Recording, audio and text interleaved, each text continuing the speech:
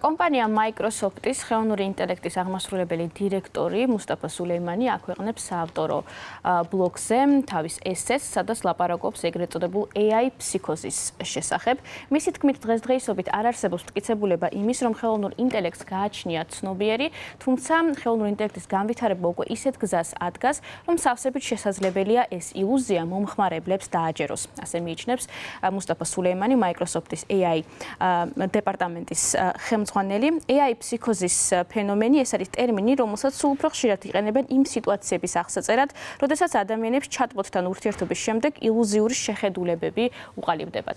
აღსანიშნავია ის, რომ დასავლურ მედიაში ბოლო პერიოდია სულ უფრო ხშირად ვრცელდება სხვადასხვა ამბავი, ისტორია იმის შესახებ, თუ როგორ დაეხმარა ჩატბოტი Grok-ი ChatGPT მომხმარებელს სხვადასხვა ილუზიის დაჯერებაში, მაგალითად ერთ-ერთი ისტორია, სადაც ჩატბოტმა გაუმყარა მომხმარებელს ილუზია იმის შესახებ, რომ მას დროის კონტროლი შეუძლია და ასევე სოციალურ ქსელში ვრცელდება ისტორიები იმის შესახებ, რომ ადამიანები ცდილობენ ჩატბოტთან, ხელოვნური ინტელექტის მოდელთან რომანტიკული ურთიერთობის დამყარებას.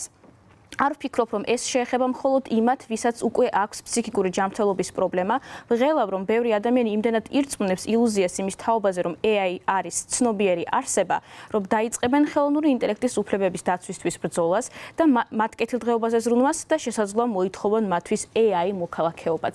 მიიჩნევს ხელოვნური ინტელექტის ხელმძღვანელი კომპანია Microsoft-ში.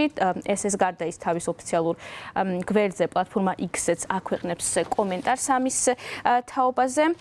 ერთ-ერთი რამე, რასაც აუცილებლად უნდა მიექცეს ყურადღება, რასაც აღნიშნავს მუსტაფა სულეიმანი, არის ეგრეთ წოდებული თითქოს ცნობიერი AI, რომელიც შესაძლებელია, რომ უკვე გაჩნდეს დაახლოებით 2-3 წელიწადში და ეს არის გარდაუვალი მოვლენა. ასეთ სისტემებს სხვა მახასიათებლებთან ერთად ექნებათ ისეთი თვისებები, როგორიც არის უფრო მეტი ემპათია ადამიანის მიმართ, უფრო მეტი დამოუკიდებლობა და უფრო ზუსტად დაიმახსოვრებს მომხმარებელთან იმ საუბარს, იმ ჩატებს, რომელიც შესაძლოა მომხმარებელს მათთან ჰქონდეს. ამასთან დაკავშირებით მუსტაფა სულეიმანი აღნიშნავს, რომ სპეციალურად მნიშვნელოვნად საჭიროა ის, რომ სხვადასხვა ტექნოლოგიური კომპანიები გაერთიანდნენ ამ მხრივ და შემუშავდეს რაღაც კონკრეტული დამცავი ბარიერები იმისათვის, რომ ადამიანები არ მოსწყდნენ რეალობას და უფრო, ასე ვთქვათ, დაცული იყოს მათი მენტალური ჯანმრთელობა. აღსანიშნავია ის, რომ ამ საკითხთან დაკავშირებით კომპანია OpenAI-ში უკვე დაიწყეს მუშაობა. ახლახან გავრცელდა ცნობა იმის შესახებ, რომ კომპანია OpenAI აპირებს, რომ ChatGPT-ში, ხელოვნური ინტელექტის მოდელში, chatbot-ში, ჩააშენოს ისეთი სისტემა, რომელიც შეეცდება დაზუსტებით აღმოაჩინოს მომხმარებელში მენტალური ჯანმრთელობის პრობლემა თუ ასეთი არსებობს. ChatGPT-ს შეეზღუდა, აღსანიშნავია ის, რომ პასუხების გაცემა მენტალური ჯანმრთელობის კითხვებთან დაკავშირებით და ChatGPT ცდილობს, რომ ბმულებზე, კონკრეტულ ბმულებზე გადაიყვანოს მომხმარებელი, რათა რეალურ სპეციალისტთან ჰქონდეს მომხმარებელს გასაუბრების საშუალება.